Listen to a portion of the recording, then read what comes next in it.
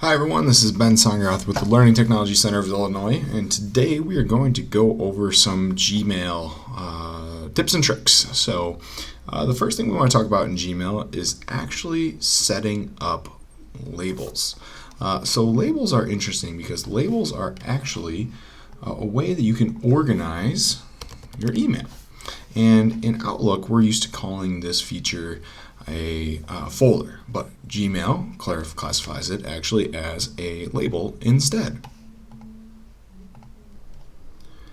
So to create a label, first thing you need to know is where's the label at, and labels actually appear over here on your left hand side. So you see inbox, and then you see other options under here, including all of your labels. So what I did here is I actually just emailed myself from a work account. And when I click on that, see here's the email, but what I want to do is I want to label this. So I want to actually label this email. So what I'll do is I'll go up to this icon here. You can do it a couple different ways. When you're inside of the message, you can go up to the label icon, or when you're in your inbox, if you check the box next to the message, you see the label option pops up. So what I'm going to do is I'm going to go ahead and select that. Notice that it pops up label as, and then all of my labels appear here. What I'm actually going to do is create a new label. So I'm going to go ahead and create new, name it, and then hit create. And when that happens, on the left-hand side over here, you see if I scroll down, there is LTC work as a label that I just made. And then in the email here, next to the subject line, LTC work now also displays. So that's important because now if I click on LTC work, I will see all the messages that have that label attached to it, which is just that one for the time being. So if I go back to my inbox, you'll notice that email is still there with that label, which is great because that's what I wanted to do. Now the question becomes, how do I set up some system that will automatically apply that label to all incoming emails from that address or from that service or from any person in particular that you want? So to do that, we're going to go ahead and select this box next to the email that we want to mirror adding that label to. So in this case, I want all emails coming in from my work account to be labeled LTC work. So to do that, I'm going to do what's called create a filter. So to create a filter, I'll go up to the three dots here. I have to have the checkbox selected next to the email. Go to the three dots and then say filter messages like these. When I do that, it creates a search up here. So I want to make sure it says from, and then the email address that I want to create the filter from. And then down here, I'll see now create filter. When I select that, I now get to this screen, and it gives me a series of options that I can choose, many of which might be interesting to you, including skip the inbox, which sends it straight to your archive, so it never appears as a red message in your inbox. But you can also see you have mark as read, which would do the same thing, but keep it in your inbox. Star it, or in our case, what we want to do is apply the label. So I'll select apply the label, and then I'm going to choose the label, LTC work. And then down here, one thing I might want to consider is the bottom option, which is also apply filter to matching conversations. So I only have one matching conversation from this email right now, but I'm going to go ahead and select it anyways. Then I hit create filter. And now that filter has been created. So I'm going to go back to my work email. I'm going to go ahead and send another email to see if this works.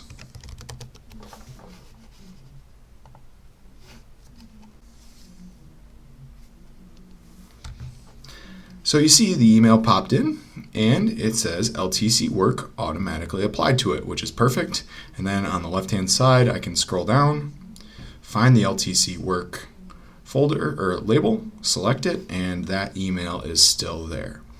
So my label and my filter worked perfectly. So the next thing we want to consider is some settings options. So when I look at my settings for my Gmail, I'm going to go ahead and go up to the top right corner and see my settings gear cog. I'll select that and then go down to settings. Now once in the settings, you'll have a lot of different options. I'm only going to go over a couple. The first one is actually to establish your undo send. So undo send is the fourth option down in your general tab of your settings. And this actually allows you to set a cancellation period on all emails to a particular set of time. So I always recommend going either 20 or 30 seconds. What this means is that you can compose an email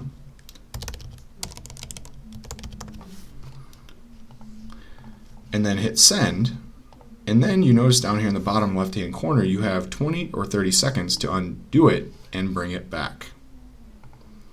So now you can see that because I hit undo, it brings that email back from the sent option, which is great. We go back into my settings now. Okay, so I'll reset that to 20. Then if we scroll down a little bit, you can also find your different options here, a lot of which we won't go into detail in this particular video, but one that might be of importance to you is addressing the signature down here, which you can do, and your vacation responder. Okay, so another option that we want to go over is if you ever want to edit your labels or your filters, you can do it from settings. So you notice it has labels here next to the general tab. If I select that, all of my labels appear here, and if I ever want to remove any of them, I can simply select hide, and then these are the created labels that I have the option to actually remove completely from my list.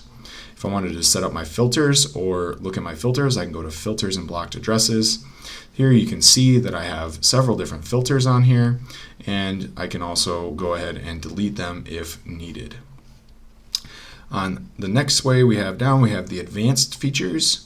This is important because you actually have several different advanced features here that Google gives you options to add. I only enable one in this email. In my work email, I actually enable 2, the canned responses.